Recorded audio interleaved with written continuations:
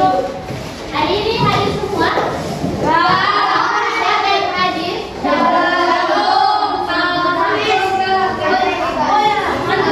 Mereka kenapa tidak hadir?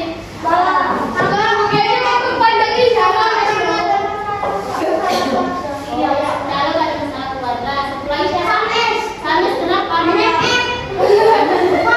Kalian nggak boleh malas sekolah ya. Jangan tidur ya.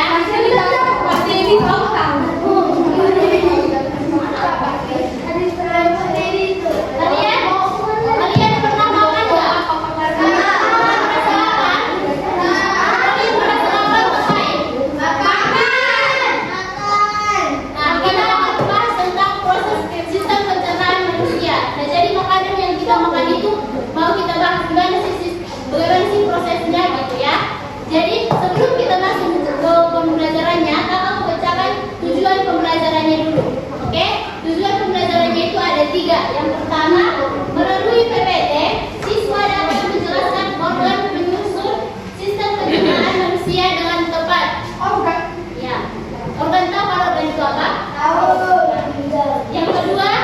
Yang kedua itu melalui PPT, siswa dapat mengurutkan proses pencernaan makanan dari mulut hingga dengan anus.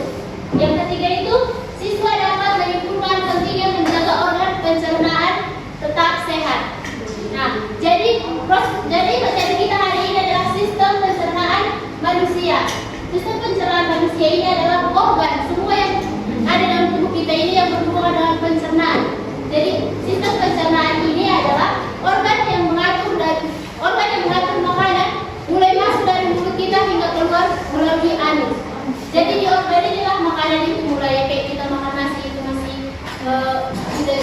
kita mulai dengan mengunyah, baru di dalam juga diproses, digiling hingga kita keluarkan yang dikeluarkan yang melalui anus. Jadi sistem pencernaan ini dibagi menjadi 2. Yang pertama itu pencernaan mekanis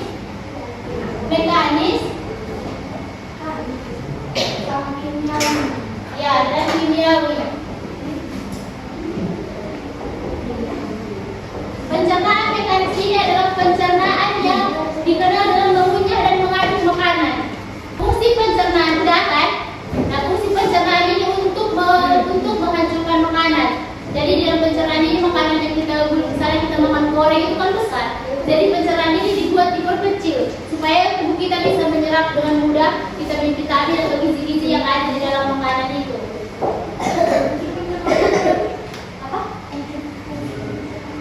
Untuk memperkecil makanan, fungsi pencernaan adalah untuk memperkecil makanan,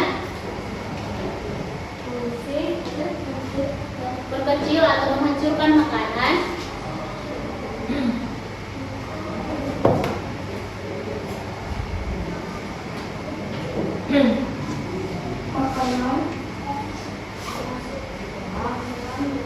Untuk memperkecil atau menghancurkan makanan Supaya mudah diserap oleh tubuh.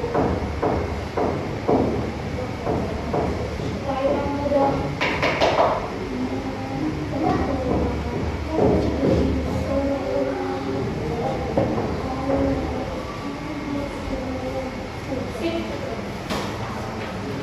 Udah?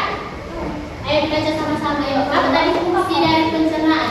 Untuk memperkecil atau menghancurkan makanan supaya mudah diserap oleh tubuh. Ya. Jadi sistem pencernaan ini dibagi terdiri atas 2, yaitu mekanis dan kimiawi. Kalau mekanis ini dia untuk mengaduk makanan. Jadi mengunyah dan mengaduk makanan supaya makanan itu kecil, diperkecil dari ukurannya yang lumayan besar jadi diperkecil.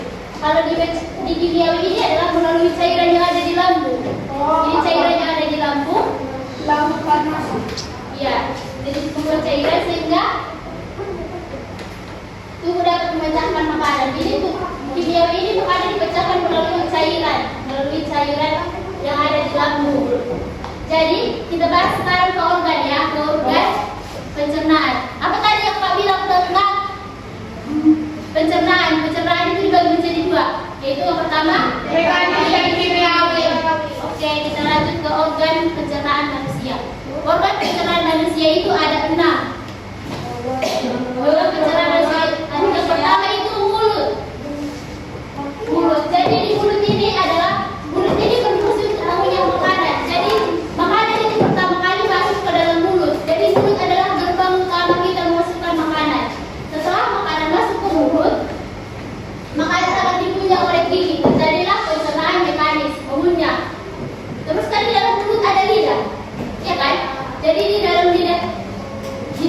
kita ada air liur. Jadi makanan itu tercampur dengan air liur. Jadi di mulut ini terjadi dua pencernaan, pencernaan mekanis dan pencernaan kimiawi. Pencernaan kimiawi yaitu di makanan itu tercampur dengan air liur kita. Jadi setelah makanan itu dikunyah dan tercampur dengan air liur, makanan itu akan menjadi mengecil. Nah, kita disarankan oleh kesehatan mengunyah makanan selama mungkin supaya makanan itu sampai halus. Kenapa disuruh lama atau sampai kalian pernah nggak mendengar kita harus mengunyah makanan itu sampai 32 kali? Pernah dengar? Itu kenapa dilakukan? Supaya lambung kita ini tidak bekerja tidak bekerja keras untuk menghancurkan makanan. Jadi kita harus mengunyah makanan itu supaya makanan itu supaya makanan kecil dan lambung tidak perlu lambung tidak perlu lama untuk memproses makanan itu sehingga cepat disebarkan ke dalam tubuh dan tubuh kita cepat menyerapnya. Paham?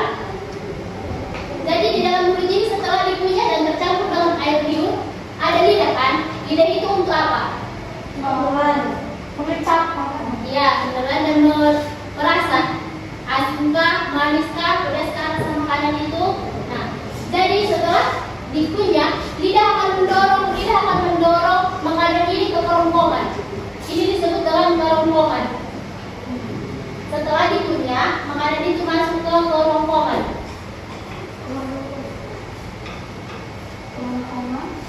Kerongkongan ini yaitu ini menghubungkan makanan yang menghubungkan mulut ke lambung. Menghubungkan makanan itu dari mulut ke lambung. Itu yang termasuk fungsi dari kerongkongan. Kerongkongan ini menghubungkan mulut ke lambung. Dari mulut ini ke lambung yang dihubungkan. Panjang dari kerongkongan itu sekitar 20 cm. Panjang kerongkongan itu 20. Apa tadi fungsi kerongkongan? Menyalurkan makanan dari mulut ke lambung. Ya. Jadi makanan itu dihubungkan ke lambung itu melalui kerongkongan. Sudah paham sampai kerongkongan? Paham. Setelah dari kerongkongan itu, misalnya makanan itu didorong oleh kerongkongan masuk ke lambung itu melalui gerakan gelembung gitu, gelembung.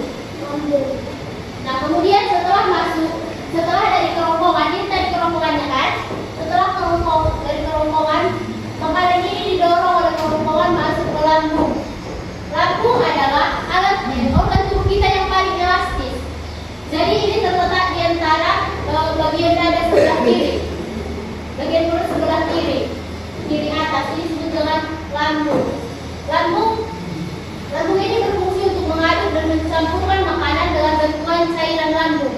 Nah, di dalam lambung ini juga terjadi dua pencernaan.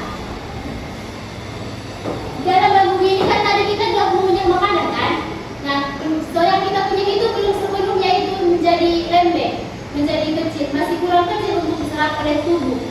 Jadi di dalam lambung ini akan diaduk dan seperti kita memblender sesuatu itu kan makanan itu menjadi lebih kecil dari yang kecil kita potong-potong. Kemudian kalau di blender itu kan makin kecil kan, jadi bubur kan. Jadi seperti itulah proses kerja si lambung. Lambung akan mengaduk semua makanan itu dengan enzim atau cairan yang ada di dalam lambung supaya kuman yang masuk ke dalam tubuh melalui makanan tadi itu terbunuh.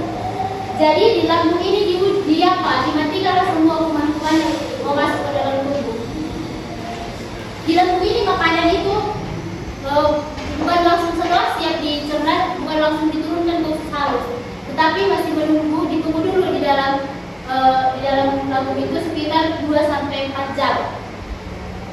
Itu masih diproses supaya nanti setelah dia udah halus, jadi di dalam tubuh kita, jadi setelah dia halus seperti bubur, jadi gampang diserap oleh tubuh kita. Jadi kalau di lambung ini belum ada penyerapan, di sini masih proses pencernaan. Setelah proses pencernaan, masuklah ke usus halus.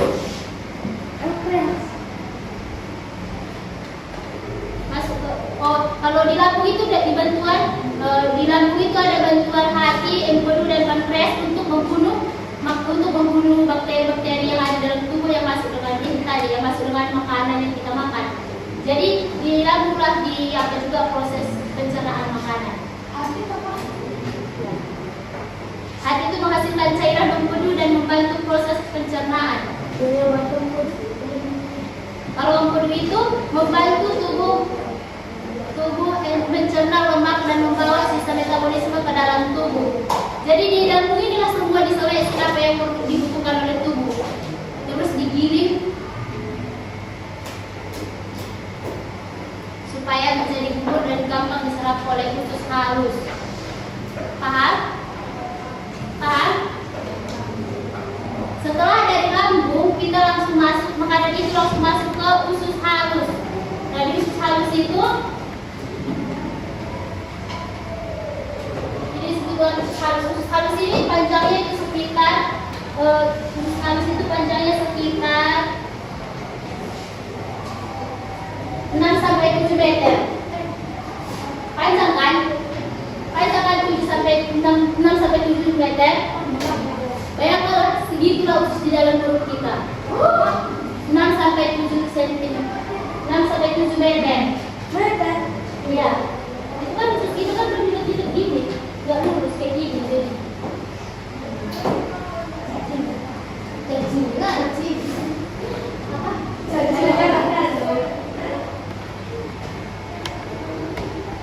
Usus halus ini terdapat di dalam usus halus ini kan tadi lambung kan di lambung sudah jadi bubur makanan kan? Di lambung sudah menjadi bubur, kemudian masuklah ke ini ke usus halus. Di usus halus mulai menyerap.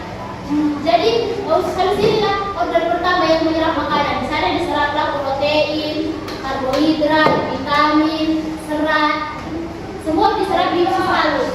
Nah, kemudian di usus halus ini terdiri atas 3.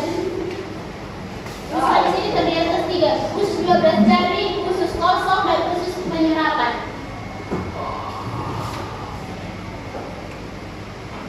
Di dalam usus inilah terjadi penyerapan makanan dan disebarkan ke seluruh tubuh. Jadi makanan itu sudah diserap oleh usus halus, terus ada cairan di dalam usus halus itu ada cairan khusus itu yang membantu untuk menyempurnakan pencernaannya dari lambung. Sehingga setelah dicampurkan dengan cairan yang ada di usus halus, jadinya itu sudah siap untuk disebarkan ke seluruh tubuh. Nah di usus halus inilah tubuh itu menyerap semua vitamin-vitamin yang Pak bilang tadi seperti apa tadi? Protein, karbohidrat, vitamin, kolesterol. Kolesterol itu penyakit, Pak. Kolesterol itu penyakit. Dari makanan yang diserap oleh tubuh itu, yang disebarkan tadi itu diserap oleh tubuh. Jadinya itu yang digunakan untuk energi. Ya, itu yang membuat kita dibuat beraktivitas. Itu tadi budaya kita makan. Proses pencernaan ini tidak berlangsung kayak kita makan itu langsung masuk ke kerongkongan, masuk ke lambung, masuk ke usus halus, itu bukan seperti itu. Itu melalui proses berjam-jam. Ya, cukup lama. Setelah dari usus halus ini masuklah lagi makanan itu akan dari kan di usus halus tadi kan sudah diserap semua proteinnya. Apa tadi lagi proteinnya? Mineralnya ya. Vitamin. Ya. Tapi mineral di usus halus ini masih ada sisa. Masih ada dari usus halus ini masih ada yang belum diserap oleh usus halus.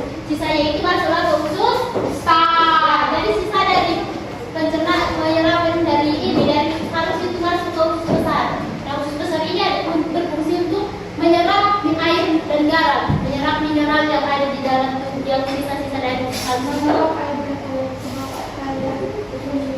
Dia menyerap air dan garam yang ada dari sisa-sisa makanan dalam usus halus. Nah, setelah diserap dari usus halus, itu kan masih ada sisanya, masih makanan yang kita makan itu masih ada sisanya kan? Jadi itu disimpan ke rektum. Sisa-sisa makanan itu disimpan ke rektum. Jadi usus halus ini bisa membentuk kotoran. Jadi dia bisa membentuk kotoran yang sisa tadi yang belum diserap lagi oleh usus halus. Jadi sisa kotoran, sisa makanan yang sudah dibuat oleh usus membesar menjadi kotoran itu disimpan di rektum.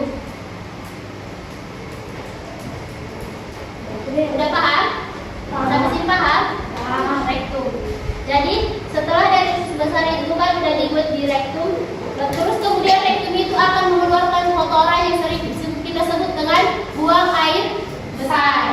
Nah, jadi yang kita sebut rektum itu atau feses itu disimpan di rektum. Jadi otak kita nanti atau otak itu akan mengeluarkan signal untuk si anus. Anus itu kan organ yang mengeluarkan feses kan. Jadi otak kita itu nanti mengeluarkan signal aku mau keluar gitu. Jadi si otot dalam feses itu ada otot. Jadi otot itu akan membuka. Jadi keluarlah kotorannya itu yang disebut dengan kita sering BAB. Jadi sisa makanan itu dikeluarkan melalui anus. Apa yang mesti disampaikan? Saya udah membuka.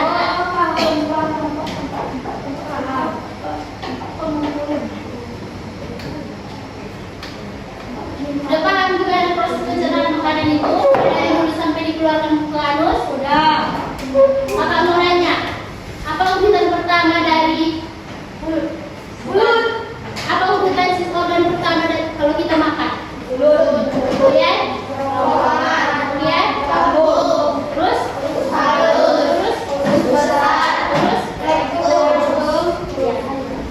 Rektum itu tempat penyimpanan kotoran, baru anus itu untuk mengeluarkan kotoran. Ya. Tadi baru kasih.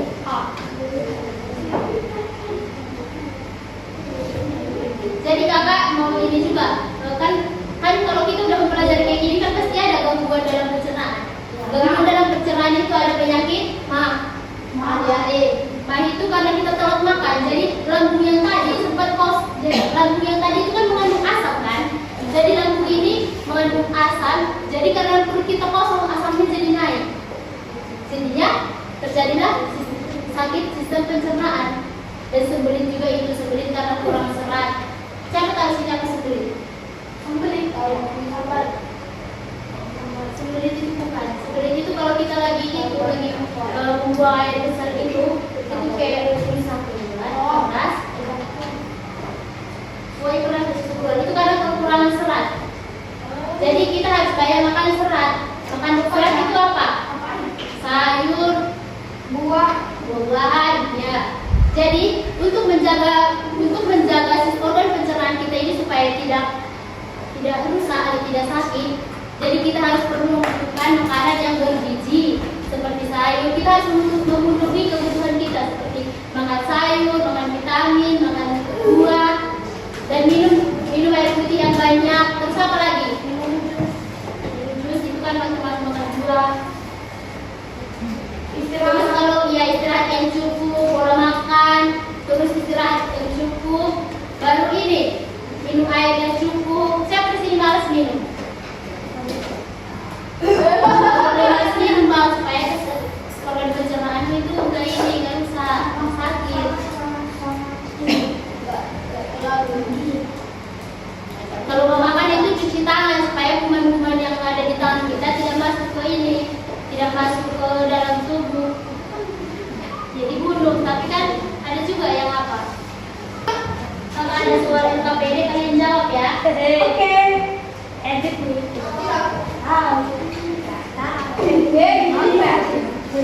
Apa belakang? Apa belakang? Oh ini apa?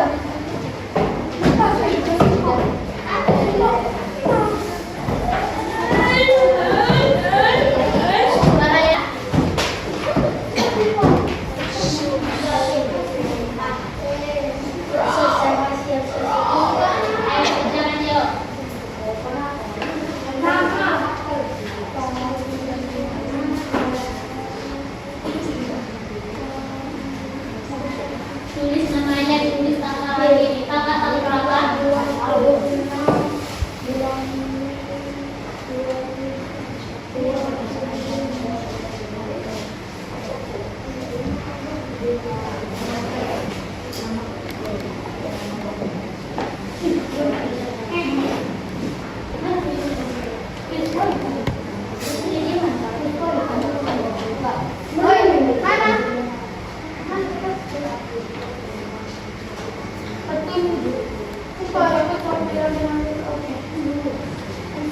Nggak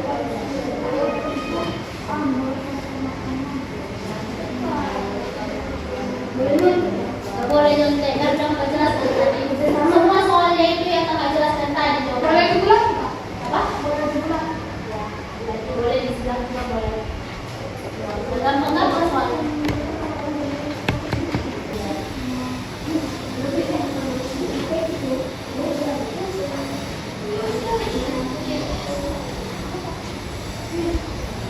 Iya.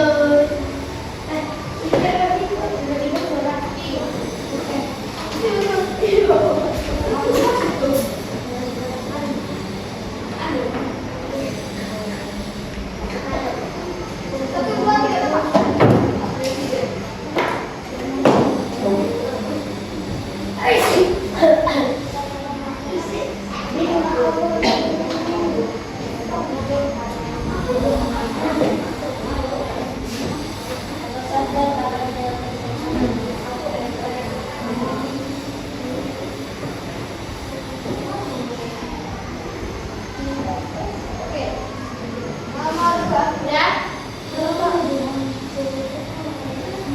Udah bagus ya. Susah nggak? Ntar diulang lagi, Pak.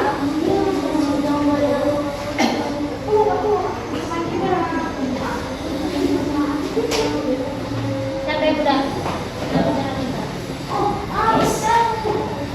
Udah? Biar kita istirahat. Ya, nggak apa-apa salah.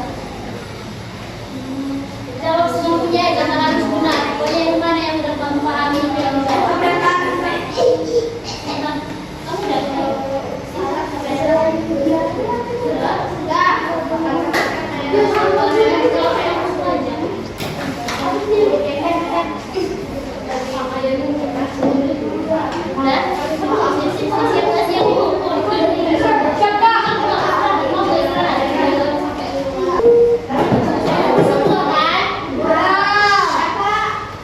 Siapa yang bisa menyimpulkan materi kita hari ini? Siapa yang bisa menunjuk diri? Jangan menunjuk orang lain, tunjuk dirinya sendiri. Yuk. Apa kesimpulan dari yang kita pelajari hari ini? 2 orang, kakak butuh 2 orang.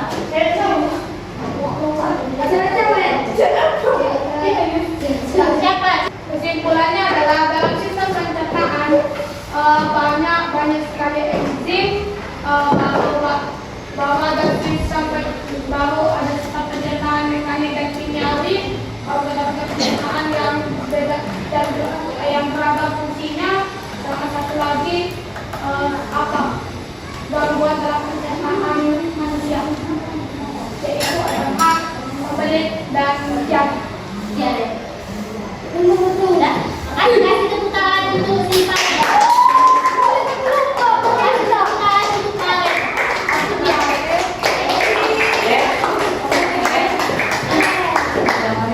Berikutnya si Marsha. Silakan Marsha ya.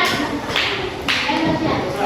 Kesimpulan hari ini adalah dalam pembelajaran hari ini adalah dalam pencernaan memiliki banyak sekali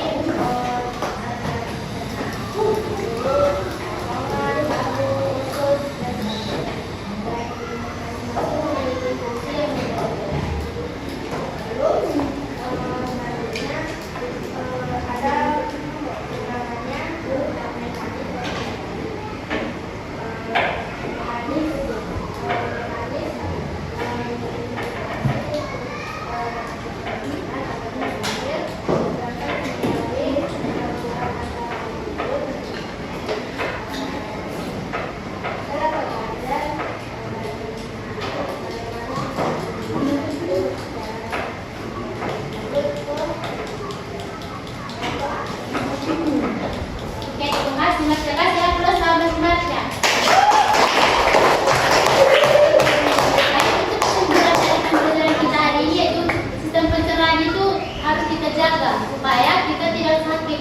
Seperti yang dibilang Marsha tadi, peduli, yang bilang Pak Adel tadi Mas. Jadi kita harus menjaga kesehatan kita dengan cara mencuci makan sebelum mencuci tangan sebelum makan, minum air yang banyak. Jadi kita harus menjaga sistem organ-organ yang ada dalam tubuh kita ini supaya kita dapat sehat, supaya kita dapat melakukan aktivitas kita yang seperti biasa. Oke? Sekian pembelajaran kita.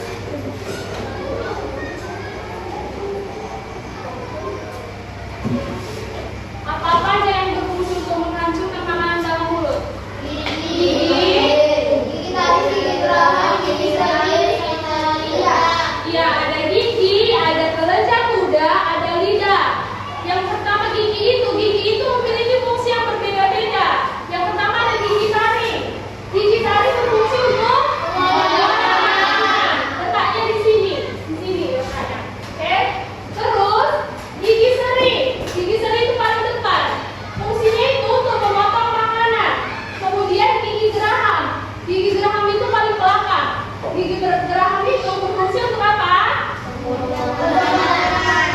Ya, untuk mengunyah makanan. Jadi gigi kita itu saling bekerja sama, pada gigi taring, gigi seri, gigi geraham itu kerjasama untuk menghancurkan makanan di dalam mulut. Kemudian lidah. Lidah itu berfungsi sebagai organ apa?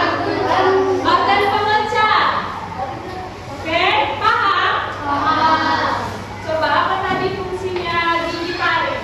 Mengoyak makanan. Terus gigi geraham? Di mana letak gigi geraham? Di belakang. Dia paling belakang. Terus gigi apa? Gigi seri itu apa? Itu apa? Mau pemakan. Fungsi lidah tadi apa? Pecah.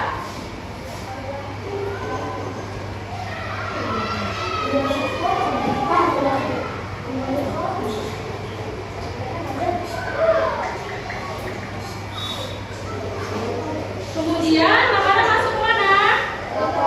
Kemudian makanan masuk ke dalam kerongkongan menuju ke kemana?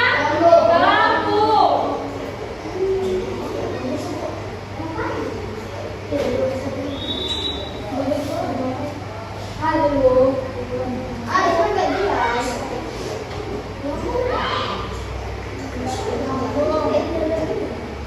Nah, di lambung makanan mengalami pencernaan mekanis oleh otot lambung serta pencernaan kimiawi dengan bantuan enzim pepsin, renin dan asam lambung. Apa itu enzim pepsin?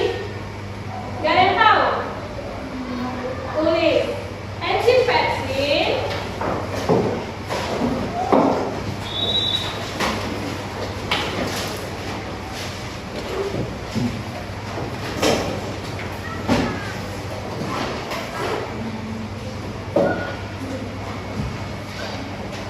enzim pepsin berfungsi untuk memotong protein.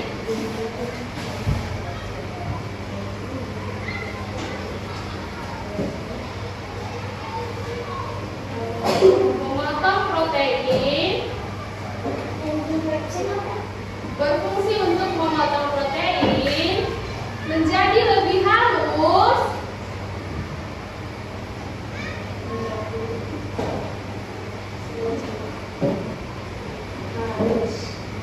supaya cepat diserap oleh tubuh.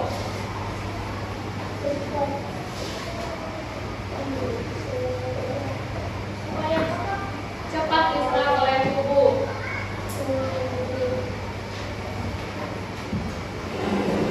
Apa tadi fungsinya?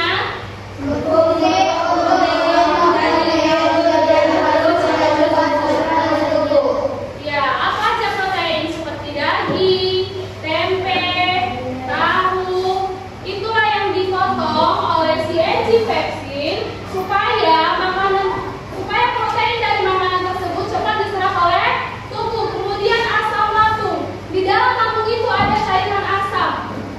Cairan itu berfungsi untuk menghaluskan makanan. Untuk apa tadi? Untuk apa cairan lambung tadi? Menghaluskan makanan. Selain berfungsi untuk menghaluskan makanan, itu juga berfungsi untuk membunuh bakteri makanan yang masuk ke dalam tubuh. Untuk apa? Untuk apa? Iya. Apa tadi dia bilang? Menghaluskan makanan dan membunuh bakteri. Oke. Setelah dari lambung kemana? Makanan masuk kemana? Iya, masuk ke dalam usus halus.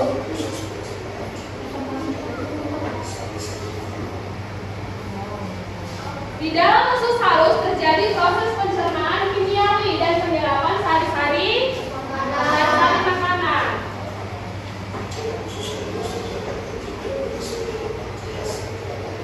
Nah, di dalam usus halus ini terdapat enzim amilase, enzim lipase, enzim tripsin, dan cairan empedu. Fungsi dari enzim amilase ini adalah untuk menghancurkan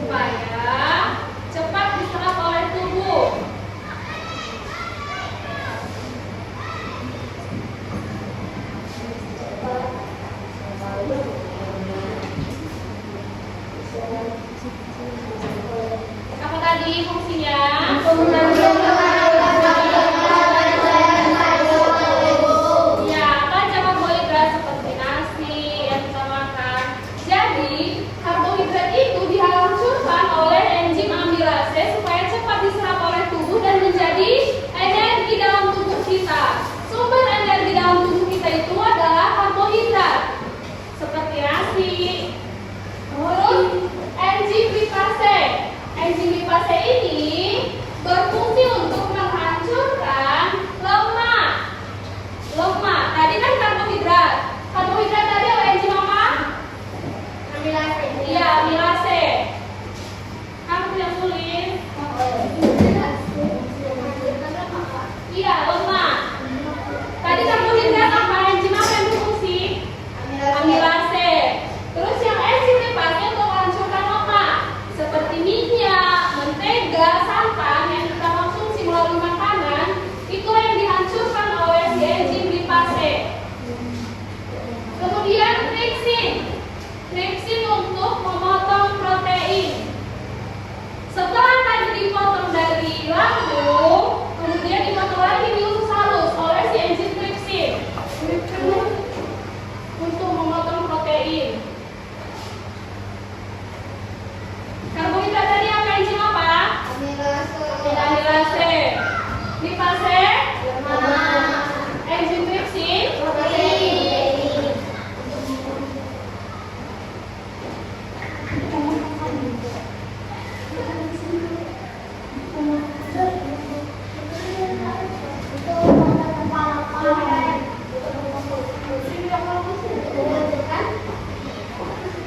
Kemudian cairan empedu.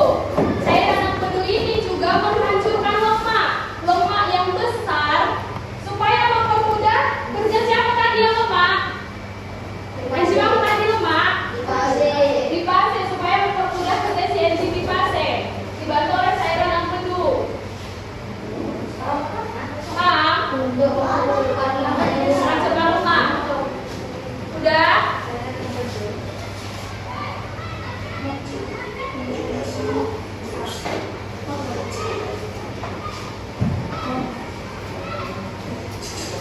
Kemudian habis dari usus halus kemana? Kemana? Udah lagi berlanjut menulis. Habis dari usus halus kemana? Ya, ke usus besar. Jadi sisa-sisa makanan yang dari usus halus tadi akan masuk ke usus besar. Kemudian akan dibusukkan oleh bakteri apa? Escherichia coli. Itu yang akan menjadi apa? Menjadi feses. Dan dikeluarkan di anus. Tulis.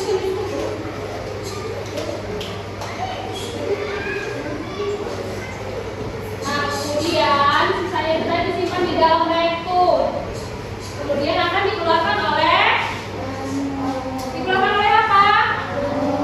Iya, dikeluarkan oleh anus. Ini ada sebuah permasalahan. Coba baca satu orang. Aku. Baca dua. Seorang siswa kelas 5 sering merasa sakit perut saat di sekolah. Apa penyebab Riko sakit perut? Kemudian gangguan pencernaan apa yang dialami oleh Riko? Kemudian apa solusinya supaya Riko bisa menjaga kesehatannya dan pencernaannya? Kalau coba diskusikan. Siapa yang tulis?